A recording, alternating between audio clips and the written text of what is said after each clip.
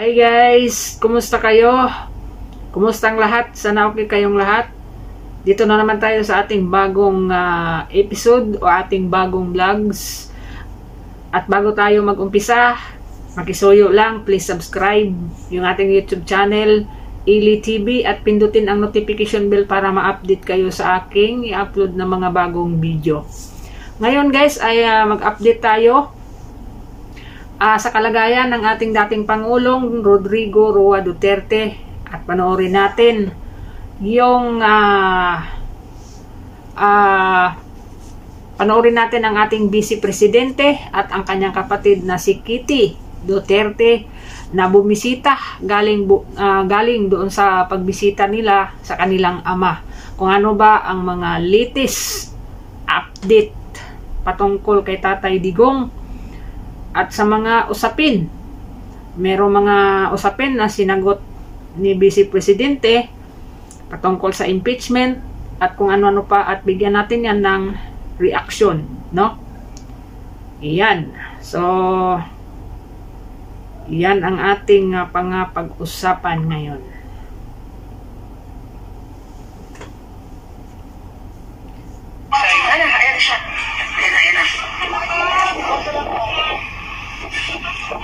Ito na si Inday. Galing na to sila sa loob. Nandito rin si Atty. Rocky. Atty. Rocky. Hello, good afternoon. Hi, baby. Good afternoon. Yes, I'm here. Alam mo naman ako, Crowd Relations Officer. Mahirap na ito. Malinis naman. He is doing well. He is happy to know that he is continuing to receive love and support from the people. He's happy to see us.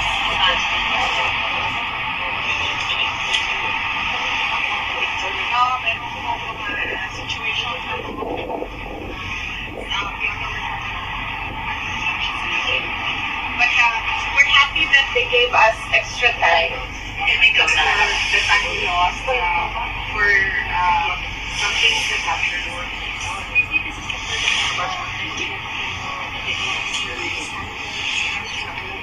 What is the subject of this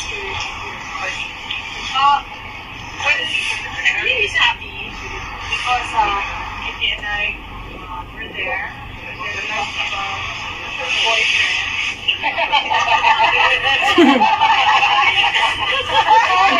Sinano yung boyfriend ni Kitty. It's lovely to see Bibi. It's lovely to see you smiling. Bibi, mahal ka po ulit.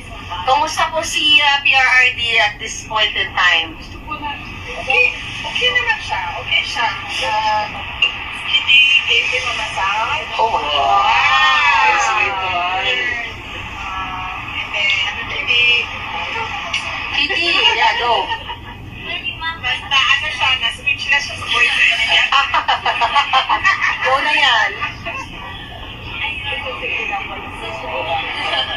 So ayun, I was updating him with the situation with our families, and just happy to hear that we're all doing well, that we are all okay, that we are continuing to pray for him. Ngayon, mga positive things lang. We are telling him things that will uplift his spirit and Lalo yung things aking that kamera. will give him strength. Nag-guard. Nag-eating. Nice. May advice pa siya sa'yo? Secret. Teka muna, about boyfriend, na-shock ba siya? Okay, sige. Alright. Thank you. Prior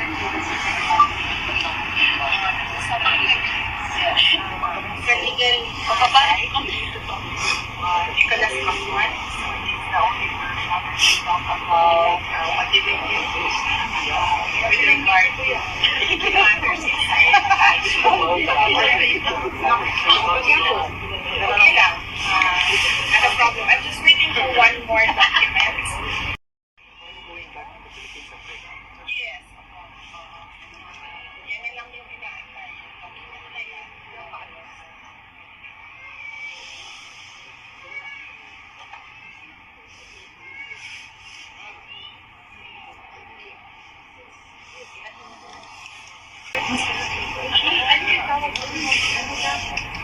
Ako muna. Okay, ako muna. Sige, ako muna. I'm happy. I think that I don't have the word right now. I only have happy, but it's the incorrect word to describe it. But I'm blessed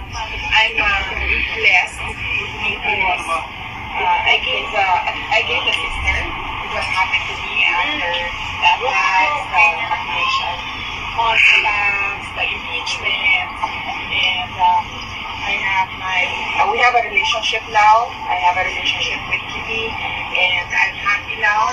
Sabi ko nga sa kanya, I'm happy that I have a sister kasi kung meron akong magagalitan. Growing up, wala akong ganon, but meron akong yan nagagalitan ng kapatid. And then, I'm happy as well.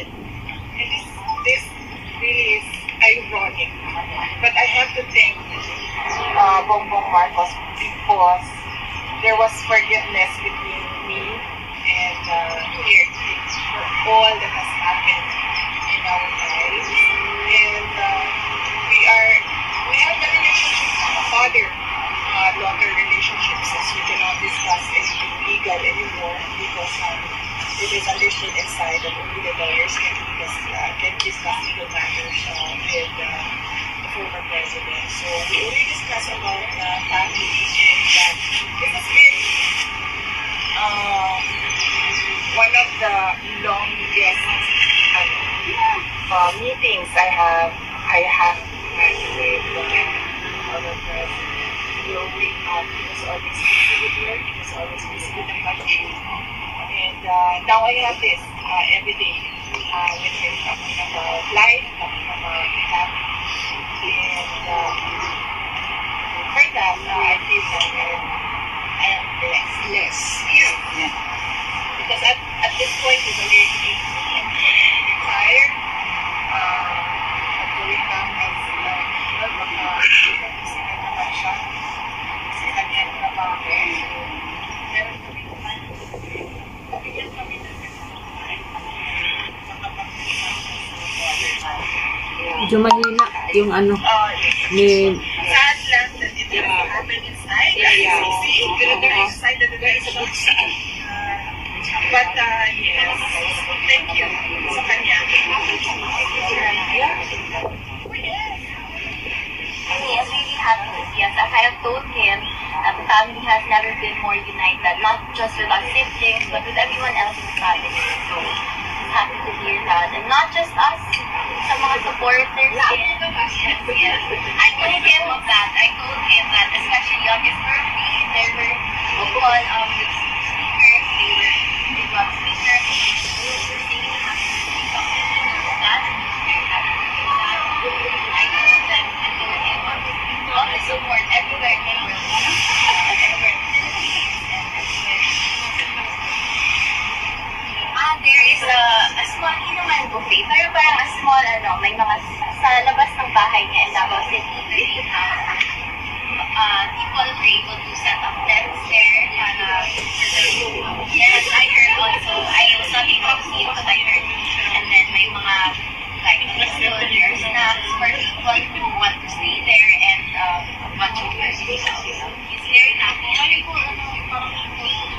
JP, hindi ka naman ba sinisimulit ni PRRD na hindi, kasalanan mo kasi to kaya ako nandito dahil nakipag-unite ka sa Marcos? Wala. Wala. Ever since. Sorry, baby. Yeah. Ever since. Wala. That's nice. Sinabi sa akin na ganyan. Even when I ran for Vice President, ma'am, wala naman talaga Wala siyang sinabi. Sinabi lang niya, hindi na ako sasali dyan. Kayo nang ako yung my siblings running for Vice President. And, Wala talaga. That's good to know. Thank you. So yun guys, huwag na natin itong tapusin kasi ang kukunin lang natin yung mga importante na sinabi niya. Sinabi ni Inday na yung relasyon nila, yun ang pinaka-importante para sa akin eh. Yung relationship ng isang ama at saka sa kanyang anak. Kasi sa sitwasyon kasi ni Inday at saka ni Tatay Digong from before, nag-umpisa siguro yan sa yung sulang time na si tatay kasi nga busy sa kanyang trabaho sa politika, at yung naghiwalay yung magulang niya, yung mama ni Inday at saka ang tatay niya, isa pa yan, no, sa dahilan kung bakit na medyo nagkaanuhan sila, no? Merong mga siguro misunderstanding ba yung mga, siyempre hindi pa maintindihan ng anak ba kung bakit nagaganyan yung nanay at tatay niya, bakit naghiwalay. Tapos nag-asawa ulit, no? Nag-asawa ng bago si Tatay Digong. Kaya medyo naglayo talaga yung relasyon nila bilang mag-ama ni Inday Sara, no? So ngayon sa nangyayari sa tatay niya, eto, siguro nga, sabi nga ng Panginoon, yung everything happen for a reason. Siguro giano talaga ng Panginoon na mangyari ito para, kumbaga, yung relationship nila bilang mag-ama, bilang pamilya ay magiging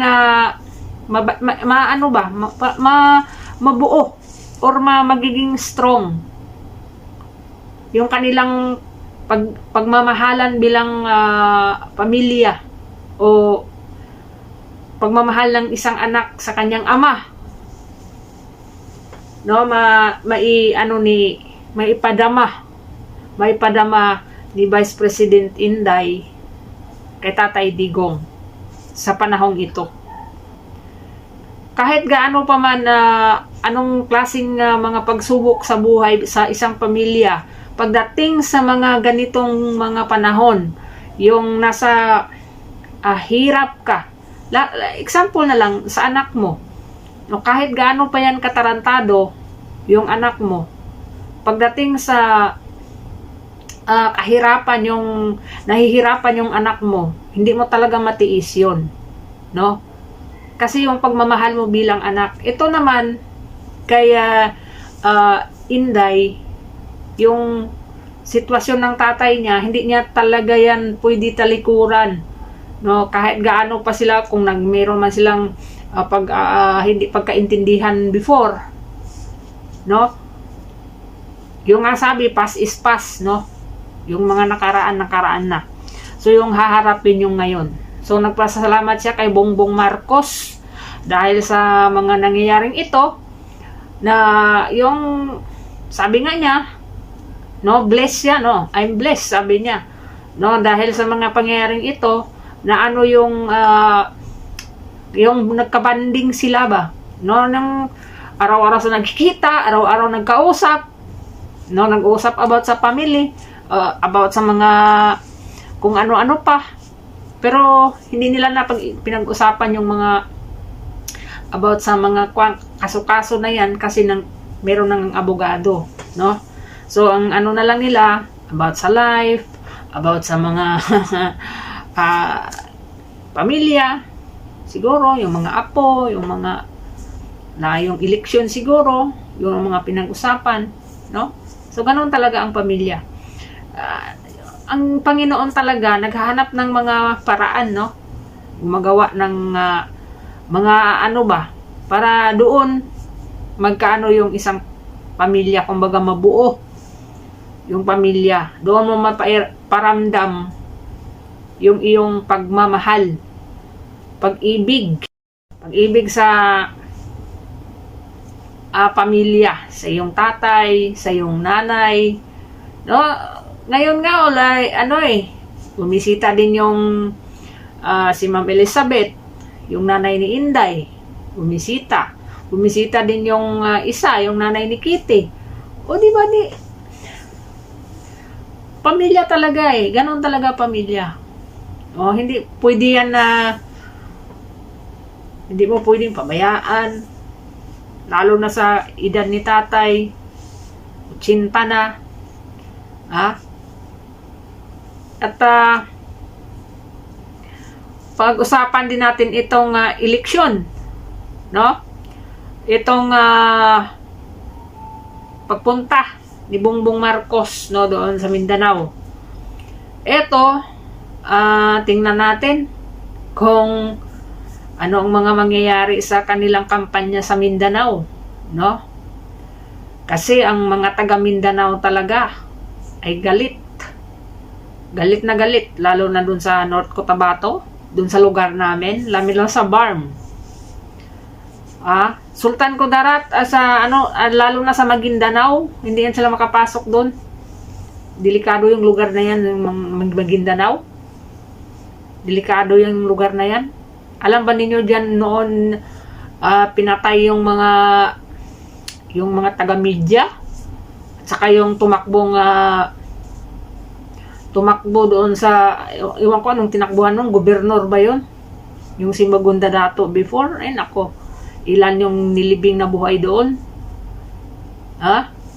Delikado yung lugar na yan. Ang Cotabato, okay na siya ngayon. Maganda yung pamumuno ng mayor dyan ngayon, no? Yun nga, may bagong mall, yung KCC Mall. Yun yung bagong open na si Bongbong Marcos siguro ang nagcutting ng ribbon doon. Kita naman ninyo yung sigaw ng mga tao doon, Duterte, Duterte, Duterte. Alam niyo yung kasagsagan pag kidnap kay tatay, nagrally yung taga Cotabato, grabe yung grabing tao, no? Ngayon, ewan ko na lang. Kung may makuhang boto pa yan sila dyan, mayroon man siguro. Pero iilan na lang. Iilan na lang yung makuha nilang boto dyan. No? Pero kung sabihin mo, makakuha sila ng maraming boto dyan, malabo. Malabo na yan. Binigyan talaga ni Bongbong Marcos ng ngayon ang PDP, kahit hindi na mangampanya mga yan, mananalo na yan eh. Kasi nga, binigyan ni Bongbong Marcos ng platform. Si Tatay Digong. Kasi, hindi naman yan, na tao si Tatay Digong. Hindi yan na, lang na tao dyan na, kung ganyanin mo, walang mag-react. Presidente yan dati at magaling na presidente, sikat na presidente. Bubaba na ang taas ng ratings, 81%. Hindi ba alam ni Bongbong Marcos yun? Ngayon, buong mundo alam ang nangyayari. Kung anong ginawa ni Bongbong Marcos kay Digong. Ganun, nagalit ang mga tao. Pati mga OFW. Ano ang gagawin nyo?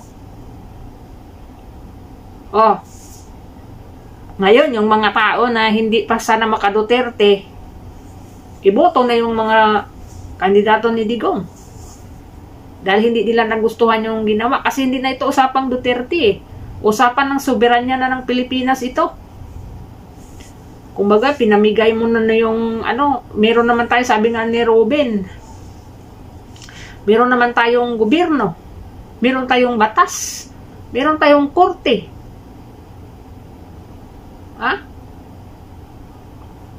Bakit kailangan pa na doon sa ibang bansa? Diba?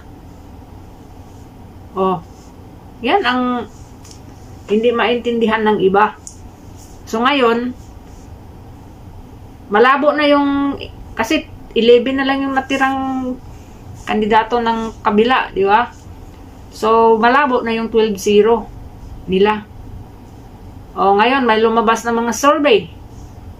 Pasok na yung 7. Pasok na yung 7 na kandidato ng PDP laban. Meron akong nakitang survey na pasok na ang 7. Konting kimbot na lang dun sa 3, no?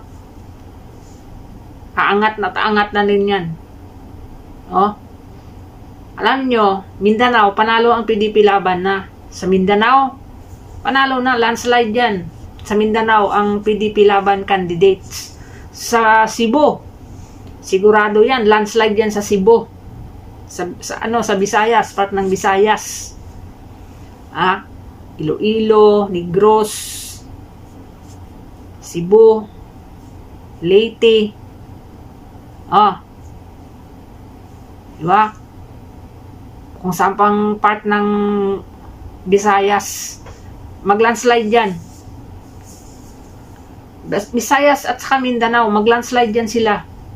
Yung PDP Laban candidates. Sa Luzon, hindi man sila maglandslide sa Luzon, pero mananalo pa rin sila sa Luzon. Diba? Hindi talaga inisip ni Bongbong Marcos yung mga ginagawa niya, no? Hindi ko talaga maintindihan. Pwede naman niya gawin after election. Kasi ang inisip niya siguro, pag wala na si Tatay Digong sa Pilipinas, hindi na makapangampanya, wala na yung PDP Laban. Kasi wala na yung leader. Hindi niya alam na lalong-lalo na angat yung mga kandidato ni Digong kahit wala si Digong.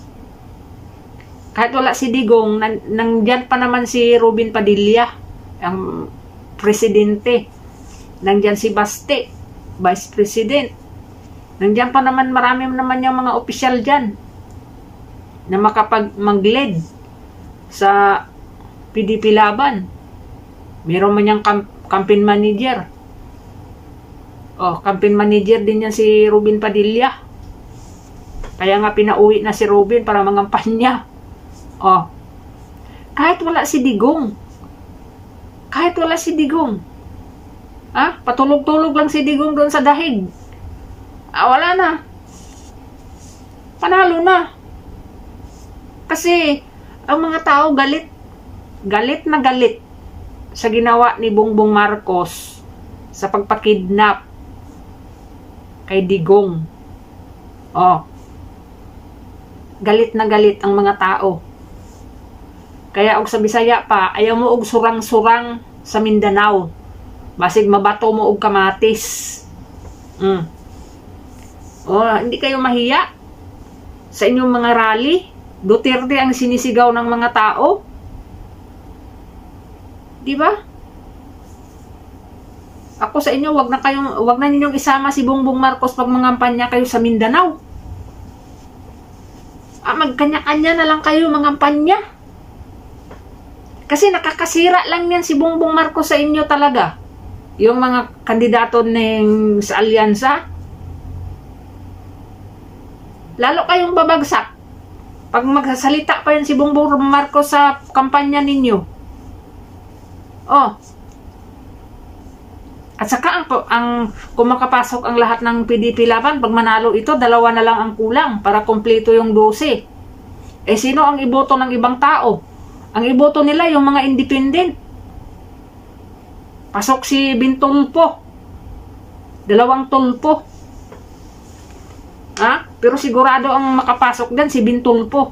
Kasi sa Mindanao, hindi may iboto si Erwin Tulpo. Taga Mindanao, ang iboto nila si Gringo Hunasan.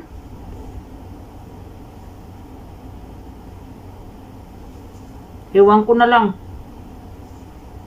Makita talaga natin ang resulta ng mga ginagawa ni Bongbong Marcos sa eleksyon. So hanggang dito na lang guys, no? Ang ating mga update. Yun ang update natin sa pagbisita ni Inday Sara sa kanyang tatay sa Dahig. Maraming salamat.